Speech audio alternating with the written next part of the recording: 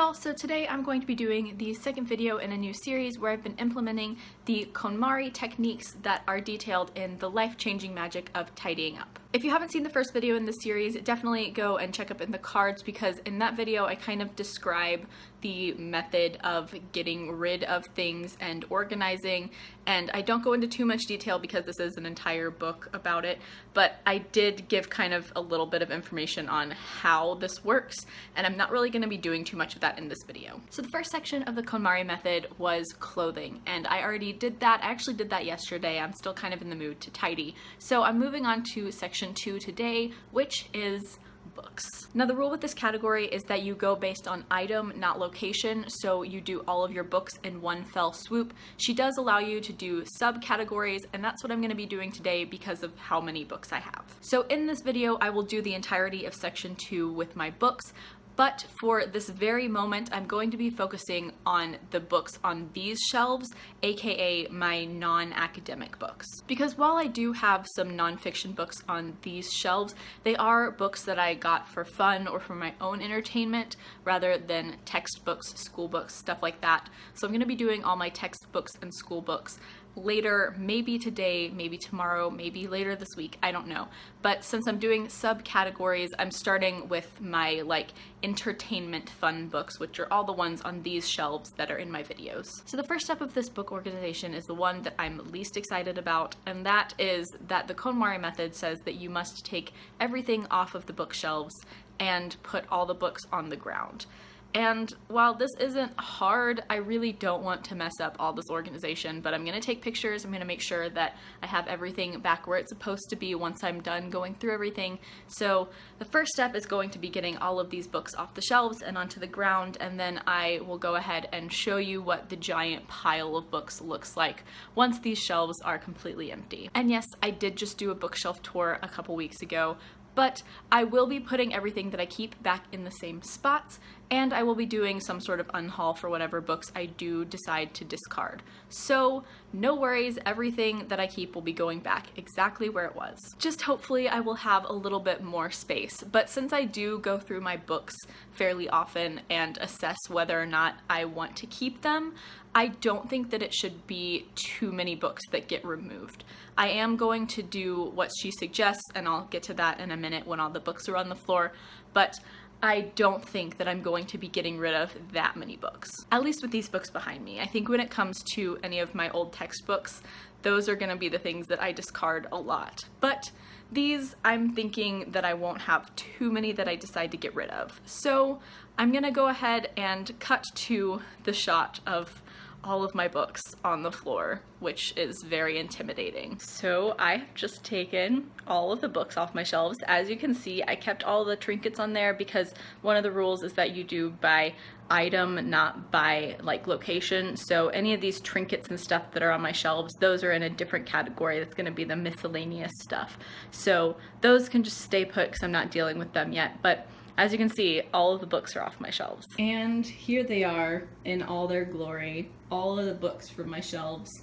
I tried to stack them by shelf so that they're all kind of together with the books that they were shelved with, but here they all are, all in these big stacks, and we're gonna go through these and see what I end up doing with them. Okay, so here is the completed stack of books. I'm sorry if it's kind of dark, the sun has begun to set. But it may look not that much smaller to y'all. I'm not sure what it looked like at the beginning anymore at this point. But I actually got rid of over 40 books, which is really shocking because I knew that I would get rid of a few more than I thought I would, but 40 is more than I expected, so you expect another unhaul soon. Hey y'all, so I have completely finished with all of the books on my main bookcases. I've put them all back, and I already showed you what they looked like after I went through them, but I realized that I forgot to give any information on the method of getting rid of stuff, so I did explain that in the first video, but I'm going to explain it just very quickly. So the rules of the KonMari method are pretty simple. It's discard first and then organize, and don't mess that up in any way. So don't discard a little bit and then organize, just do both very separately. And so that's what I did. I discarded everything and then I put everything back on the shelves where I wanted them to be. And as far as discarding, her rule is to only keep things that spark joy in you, which I mentioned in my other video feels a little too cutesy for me, but I feel like I kind of understood what she meant a little bit more when doing this with my books today than when I did it with my clothes yesterday. And that's probably because I do have a stronger emotional attachment to these books because they are things that I really, really love and care about. But at the same time, I just picking them up and feeling some of them like gave me some sort of emotional reaction. Nothing like as extreme as what she displays in some of her videos and talks that she's done, but I did feel it a little bit more when dealing with the books. And because of that, I found myself being surprised by some of my decisions as to what to keep and what to get rid of. And I just found it really interesting overall how I reacted to some of these books. And it wasn't necessarily exactly what I thought it would be. Like, there are a couple books that I ended up keeping that I think I went into it not expecting to keep. But then as I was looking at it and holding it, I felt kind of different. So yeah, the books definitely sparked more of an emotional reaction in me than the clothes did, but I still am not like the most emotional person on the planet, so I don't have these strong reactions, so it's still kind of difficult for me to discern what does or does not spark joy in me. But I did find it a little bit easier with several of the items today that I just looked at it and I was like, you know, this doesn't make me happy. I don't know why I still have this. And so there's gonna be like a 40 plus book unhaul soon, so get excited for that because I'm already excited for that. And I'm gonna warn you already, there are some controversial ones. Hey y'all, so it is the next day, and as you can see, I've put all the books that I'm keeping back on my shelves. I think at some point I will show you the full thing, but for now, I'm just gonna talk about what I'm going to be doing today, which is I'm going to be moving on to my second section of books, which is the practical books. These are things like school books, textbooks, stuff like that, anything that is for practical purposes and not for leisure and entertainment purposes. So I have most of my old textbooks over on my little bookshelf, but I also have some other stuff like old sheet music that I'm gonna deal with in a different section over on that shelf as well. So I'm gonna move that out of the way and put all of my practical books on the ground and see where I end up putting them. Okay, so as you can see, I have cleaned off the entirety of this 2-shelf bookshelf except for the sheet music that I have piled up right there, which I will deal with in a different section. And then over here you can see all of the textbooks that I pulled off of that, and now I'm gonna go ahead and go through these. Okay, so I finished going through the books, and these are the few remainders, and over here is the giant pile of books that I'm going to be getting rid of. It is a fairly sizable pile over here. So I'm not really sure how I feel about this most recent section of getting rid of books, because I haven't talked about this in a video, but I recently went from doing a dual degree in musicology and library science to just a degree in library science with a specialization in music. And that was really difficult for me because I was getting to the point with musicology where I was starting to kind of hate doing musicology, and I'd never hated musicology in the past or anything dealing with music history. And so it was really difficult to go through all of these music textbooks and decide what to keep and what not to keep, and to realize that a lot of them aren't really relevant to me anymore and in what I'm currently doing and what I plan to do. So that was interesting. But overall, I think that it was a good thing to get rid of them, and I did keep several music books that I do genuinely want to keep and I do think that will be useful, but it's weird to see all these music books that are no longer of much practical use to me. I think it's actually going to be even harder when I get to some of the sheet music, because some of that is really like special and influential in my life and I don't really use it anymore. So we'll get there when we get there, but for right now, I have made my decisions on my textbooks, and I'm gonna go ahead and find a place for them somewhere on that small bookshelf. So I've decided to go ahead and move on to the next 2 sections of books tonight. The next section is like visual books, so like photograph collections, stuff like that, something more along the lines of like Dan and Phil Go Outside or something like that. But I'm also going to include into this anything that's like one of those like fill-in books, like my Q&A a day journal, stuff like that. You'll see in the pile when I make it. And then after the visual books are the magazines, and I think I'm going to try to do those tonight too. So moving on, I'm gonna make the pile of visual books and show it to you. So here is the pile of my like quiz type books or visual books, and I'm gonna start going through these and seeing what to keep and what to get rid of. Okay, so that did not take very long. Here is the stack of books that I'm gonna be keeping, and over here are the ones that I'm getting rid of. I really enjoy my like quiz books and stuff like that, and I use several of these on a daily basis. So yeah, there was no way I was getting rid of most of these, and plus Dan and Phil are here to stay. So yeah, I didn't get rid of a ton this time, but I feel like I had a really good reason to only get rid of these few because I don't really use these, and I use these quite a bit. So yeah, these are the ones I'm keeping. And I actually think that I'm gonna put these over here on this top shelf of this bookcase because I feel like that's a better place than where I currently have them, which is the bottom shelf of my big bookshelves. Some of these will go in my room, but most of these I think I'm gonna put up there. Okay, so here are all of my magazines. All of these are basically from the bottom shelf of my bookcase, and I have a feeling that a lot of these are gonna be gone because I don't look at most of these anymore, but I guess we'll see. I'm gonna start discarding. We'll see what I decide to keep. Okay, so that took longer than expected, but here's my pile of magazines that I'm keeping, and here's the pile of magazines that I'm getting rid of.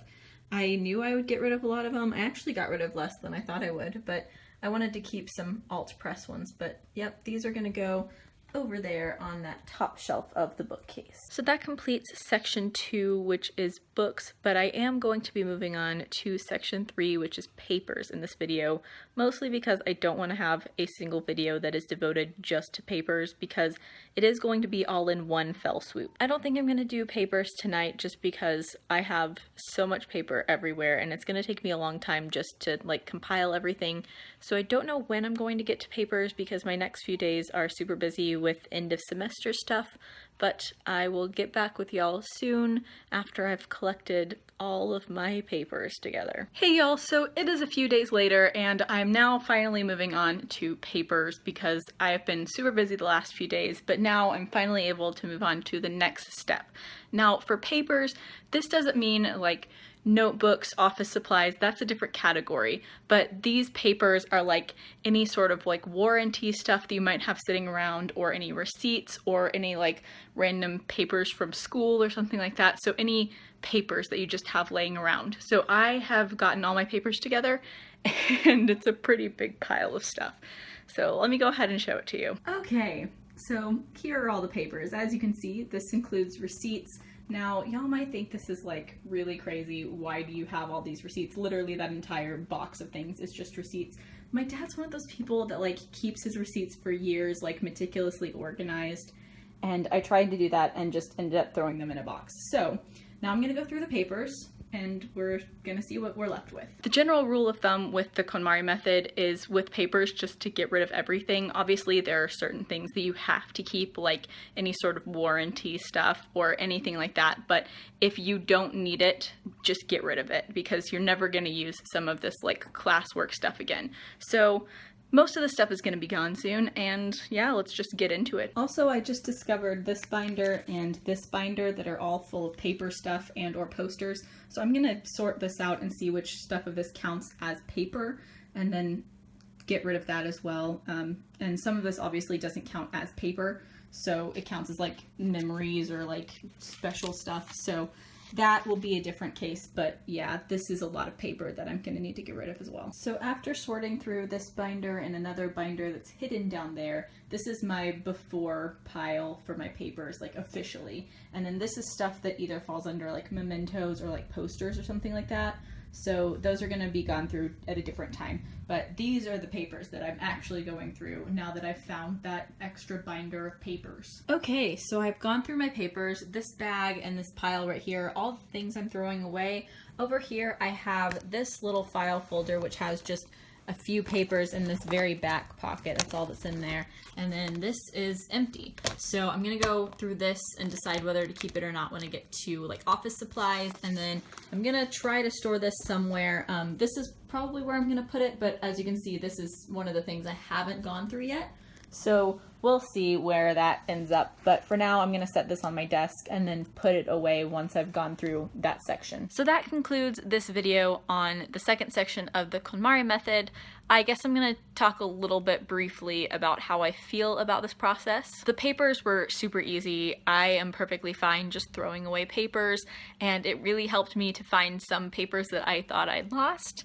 And so that was really good. Although it's never said explicitly, I feel like a lot of the KonMari method is very minimalist. It's only about keeping very select items.